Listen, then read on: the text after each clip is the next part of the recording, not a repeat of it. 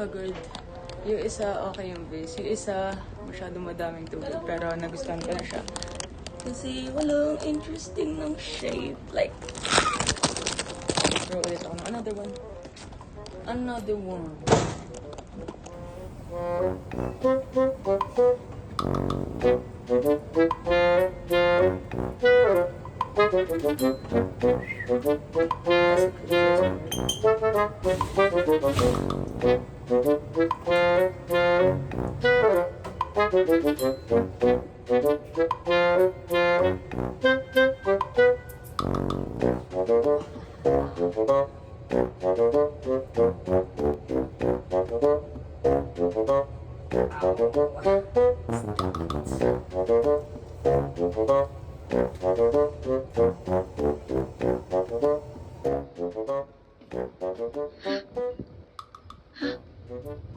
Hello.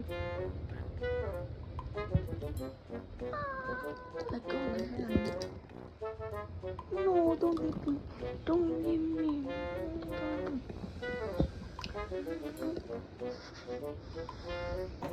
So yeah, it has been, I think 2 weeks, or I think it was 2 months, not 2 weeks.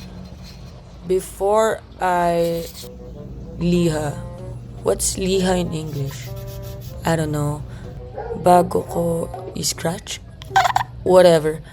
But, ayun, I went back to the studio, got it glazed, and then since I don't have enough time and the studio is about to close, I had to go home and visit again tomorrow. But, yeah, I enjoyed the process naman. It's just that it's so expensive. Like, I go there, I book, and then, I book again back sa dorm. And it's just, ang mahal talaga kapag may minamahal kang, huy, basta kapag may minamahal ka at minamahal mo yung ginagawa mo. Whatever. So, hindi na tayo nag-work. So, here I am again, repeating what I've done sa past minutes na itong video na to. And nagliliha ako again. And then after that, kapag nasmoothen ko na yung surface, I would go to waxing the bottom of the ceramics because para hindi hindi tumulo yung glaze at hindi dumikit yung glaze dun sa kiln. Which is unfortunately, dumikit din siya. Pero I wasn't there during the firing, so I wasn't able to take a video of it. Pero I'll show it to you now, the result. I just went to Sunken Garden. I mean, hindi siya Sunken Garden. Sa likod ng Oblation. And then, naglatag ako there. Ayoko nang gumalaw. Dumating yung aking parcel. Parcel ba yun? Dumating yung works ko from AMT Studio and I wanted to show you guys my pieces. Ginawa ko no, I think last year, December or January. Doon lang naman nagma-merge tong lahat na nahalo ng mga firing pieces ko. Oh, ang cute ng note. Thank you, life. Look at guys. I have my scissors. Sky Scores. It's my Sky Scores. Nasa tahimik na lugar lang ako dito sa UP. But unfortunately, pag tahimik yung lugar, ang daming magjowa sa paligid. So parang ang daming visual distractions. Pero dead ma. Kahapon nasa MOA ako because I wanted to support our booth sa UP College of Fine Arts. It was hard to find yung booth namin because it was 2 floors. Yung SMX, tapos sobrang laki niya. And then, naka-heels pa ako nun. Wow, okay, ganda ka, pero pero nakakapagod. Also, 6:30 kasi ako dumating sa SMX. Hanggang 7 o'clock lang pala yung exhibit. So, like, wow. Ito, I believe, is a chawan. It's pretty. I just don't, like, ang hirap hugasan na itong part na to. It was successfully cut. Kasi dumikit yung glaze sa kiln. Pero at least it survived. That's the first piece. I'm going to refine it pa. Oh!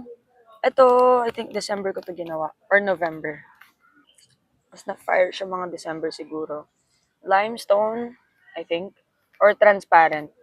This is transparent glaze. Ganda ng transparent glaze. Very honest. Very pure. Kasi Thailand clay to, so it tends to be white. Still tired. Tapos 9:30 ako nakauwi. Which is super, super aga if you went to an exhibit. Usually, 11 o'clock or 2 a.m. ako nakakauwi. I thank my mom for trusting me na I'm with my good friends naman. So, this one, yes, this is a cup. Oh, okay, okay, okay. Alright. Huh? I love it. I love it. I love it. Just have to clean the, ass. I love it. Wow. And I'm actually selling it. Share ko lang. This is another cup, I think.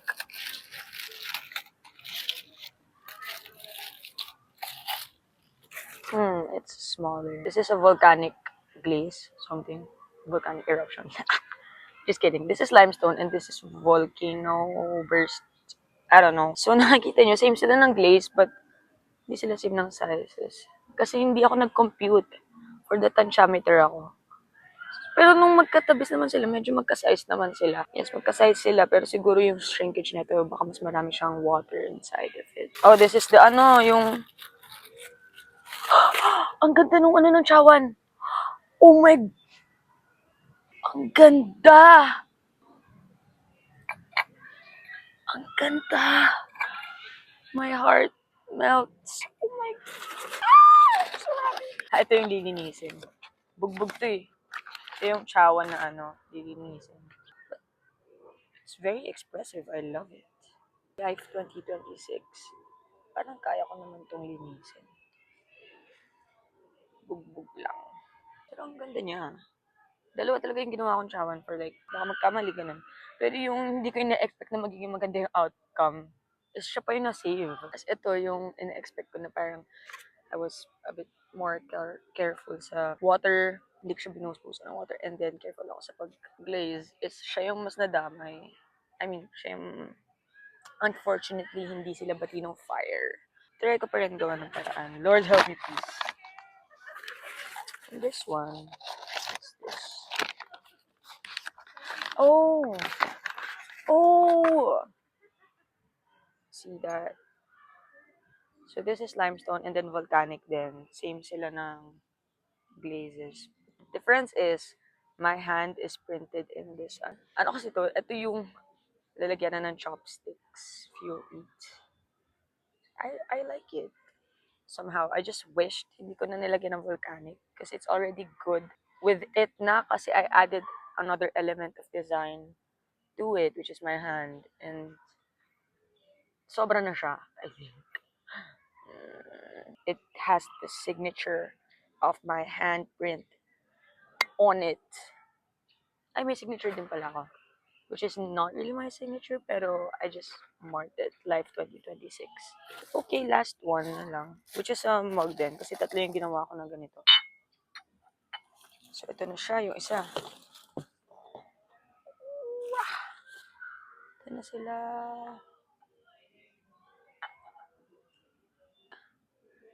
How do you... Wow! Wow! Nangyari dito, yung isang piece ko, nalaglag siya sa table ko na medyo mataas. Medyo mataas yung pagkaka-placement niya. And then pag fall niya, nagtalbog siya ng 5 times. Like, boom, 6. Ay, 1, 2, 3, 4, 5. Tapos sobrang, yung heart ko, nag-break siya. Tapos nanginginig ako nung kukunin ko siya. Tapos nung chinek ko, maayos siya. Super tibay, super mahal. Super tibay, and lovely. Ang perfect nito. Walang lamat. Pero for me, ito talaga yung pinaka breathtaking na gawa ko. Yung patungan ng ng whisk ng chawan. Oh, yung naligaw na tape. Sorry naman. So, yun. Thank you for staying with me. Thank you sa pagtitiis ng kadaldalan ko. Let's enjoy our lives creating things. Because why not? Thank God for these pieces.